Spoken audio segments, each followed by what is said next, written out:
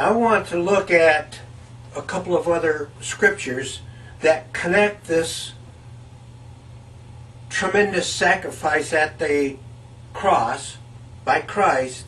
I want to connect that with what God has done to take sickness away from us and to provide healing for us.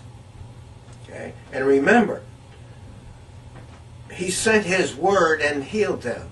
What we're partaking of right now is that word that heals. I want to look over in the book of 1 Peter chapter 2, verse 24. And again, it's talking about Christ being crucified. And also that action that took place before He ever got to the cross. It says in 1 Peter 2:24, who His own self bore our sin and His own body on the tree or the cross. He bore our sin. The same thing that scapegoat did. He bore the sin of Israel and was led out into the wilderness to die. So He, Christ, bore our sins in His own body at the cross so that we, being dead to sins, could live under righteousness or live a right life. If He took sin away, He's provided righteousness for us that we can do the right thing and avoid sin. And then it goes on to say, and by whose wounds you were healed. What's it talking about? The wounds in His body. By whose stripes you were healed. Again, it's connecting the wounds and the mental torment that He went through. He was taking it away from us onto Himself, and because of that, you and I were healed. Didn't say will be, said were. And this is something that we have to understand. That only does not only does God, not only does He heal, but you were healed. When this took place in the mind of God, we were healed. And we have to begin to look at it in that fashion. That we were healed. You see, if you were healed, we can't be sick. So we're going to take this in and study it and mull it over until we get a grasp and understanding of it. That God has taken sickness away from us, and that's the way we've got to think. That we were healed. Now,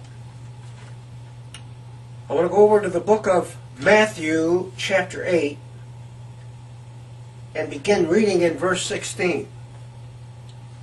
And again, I want to bring to your mind what Isaiah 53 verse 4 and 5 say, that surely He, Christ the Lord, has borne our sickness, our pain, and infirmities in order to carry them away from us. He's already done that. Okay? Now listen to what it says. Again, we're going to connect that and make sure we know that His body was broken and wounded to provide healing and health for you and I.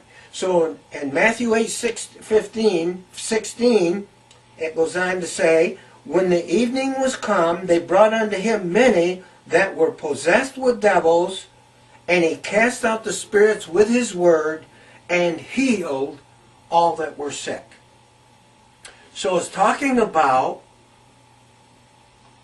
Christ healing the sick and casting out devils because of something. And we see that in the next verse. Why did that happen? Verse 16, it says, verse 17, that He did that so that it might be fulfilled, which was spoken by the prophet Isaiah, saying. See, the prophet Isaiah spoke saying something. Again, that's important that we understand that he spoke saying something. And remember that God sent His word and healed them, it says in Psalms 107. Now what am I getting at here? This is the word that God sent to heal. That healed people. What? What the prophet Isaiah spoke. Listen to what he said.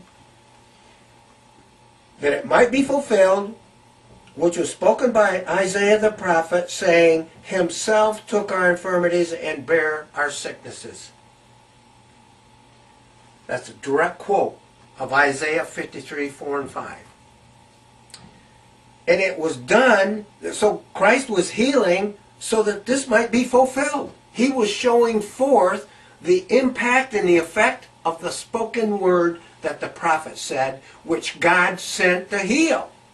This verse, these scriptures, spoken by the prophet Isaiah, saying, surely He's borne your sickness, your pain and disease. He's taken upon Himself and carried them away. By His stripes you were healed. Because of the wounds in His body, you were healed. Because of the infirmities, you were healed. One other thing I want to bring up right here while we're looking at, back there in verse 16, He cast out devils because of what the prophet spoke. See, devils and sicknesses, mental illness cannot stay around when this word of light and truth and power comes into our lives and we take action on it. We begin to meditate on it and speak it and listen to it and hear it. All of a sudden, the life from this word, the light from this word fills our being, and sickness and pain can't dwell there.